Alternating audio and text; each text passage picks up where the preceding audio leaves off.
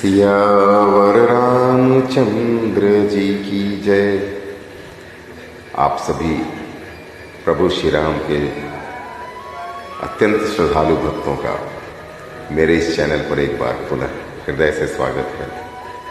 संदर्भ पे एक दो पंक्तियां बात कर लो।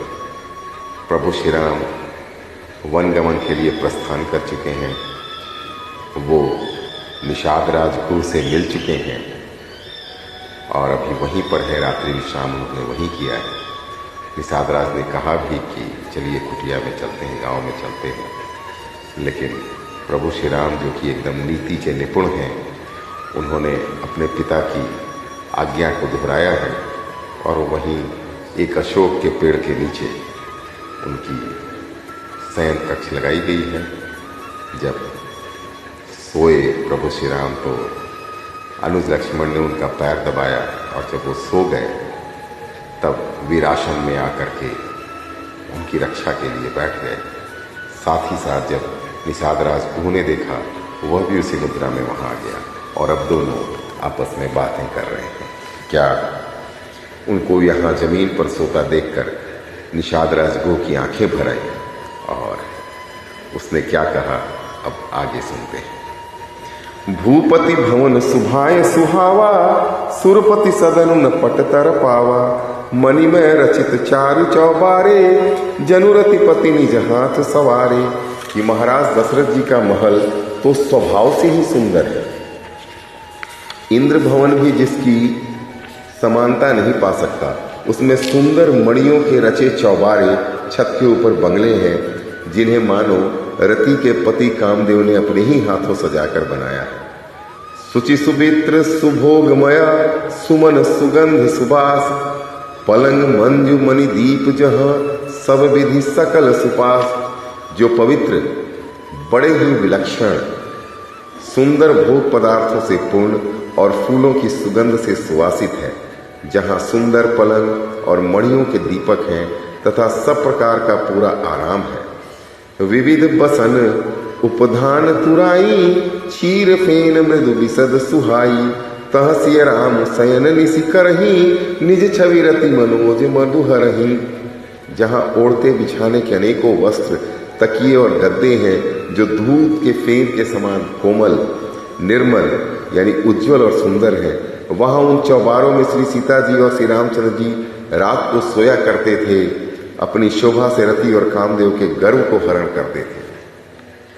तेसिय राम साथरी सोए, श्रमित बसन बिनु जाहि न जोए। मातु पिता परिजन पुरवासी, सखा सुशील दासु अरुदासी। वहीं श्री सीता जी और श्री राम जी आज घास फूस की सथरी पर थके हुए बिना वस्त्र के ही सोए हैं। ऐसे दशा में वे देखे नहीं जाते। माता पिता, कुटुंबी, पुरवासी, मित्र, अच्छे शील स्वभाव के दास और दासियां।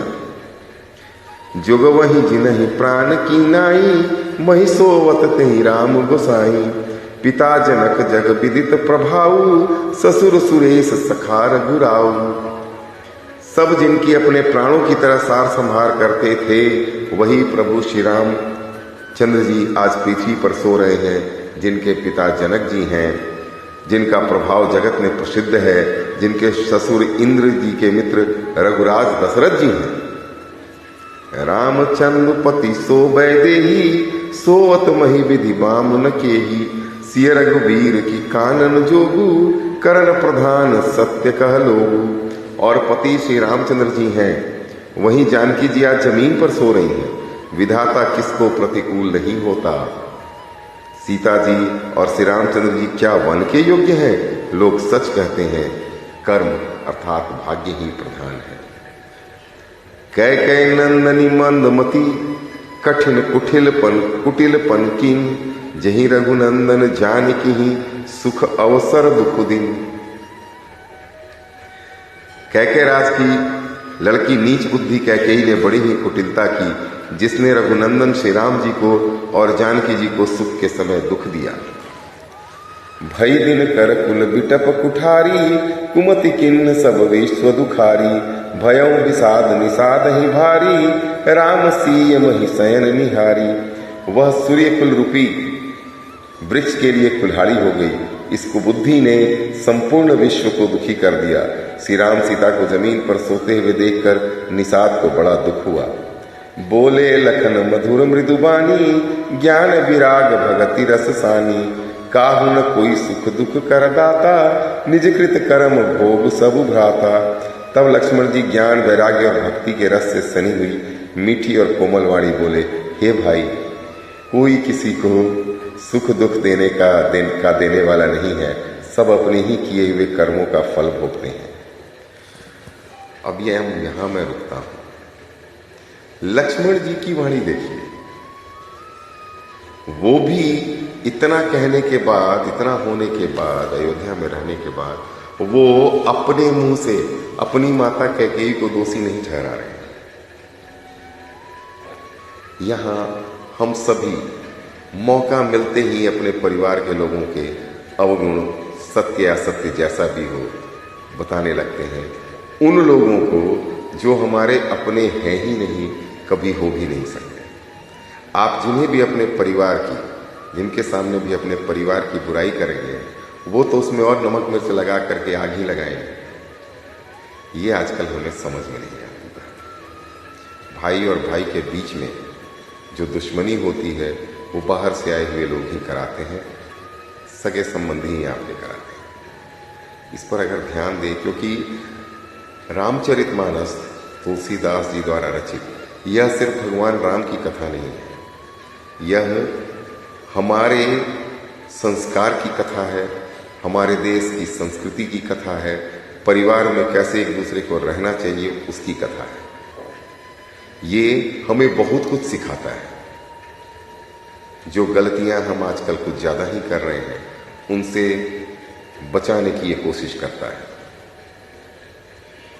इतना बोल गए निषाद राज, लक्ष्मण जी ने बड़ी गूढ़ वाणी उसका देखिए तो प्रतिकार किया और क्या कहा कि कोई किसी को सुख दुख का देने वाला नहीं है, सब अपने ही किए हुए कर्मों का फल भोगते हैं।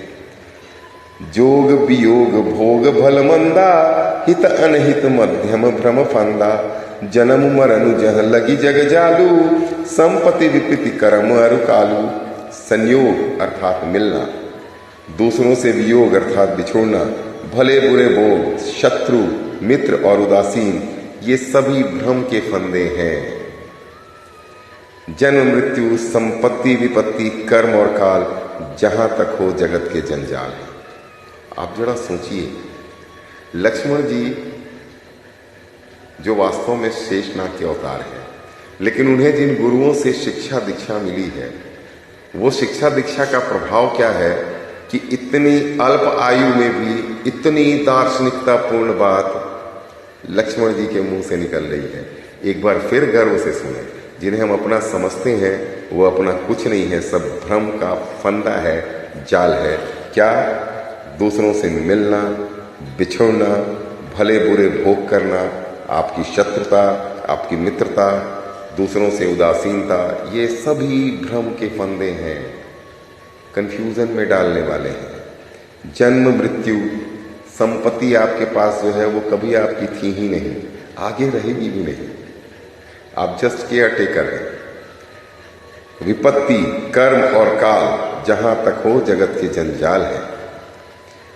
धरनी धाम धनुपुर परिवारू, सरगु नरक जहां लगी व्यवहारू। देखिए सुनिए गुनिए मन माही, मोह मूल परमार्थ नाही। लक्ष्मण जी के मुंह से ये बात, इतनी गूढ़ ज्ञान भरी बात आपने कल्पना नहीं की होगी। क्या? धरती, घर, धन, नगर, परिवार, स्वर्ग और नरक आदि जहां तक व्यवहार है, जो देखने, सुनने और मन के अंदर विचारने में आते हैं, कुछ भी ख्याल जो आता है, इन सब का मूल मोह, अज्ञान ही है। परमार्थतः ये नहीं है ही नहीं जिन्हें आप समझते हैं कि ये हैं। सपने होई भिखारी निपु, रंक नाक पति होई।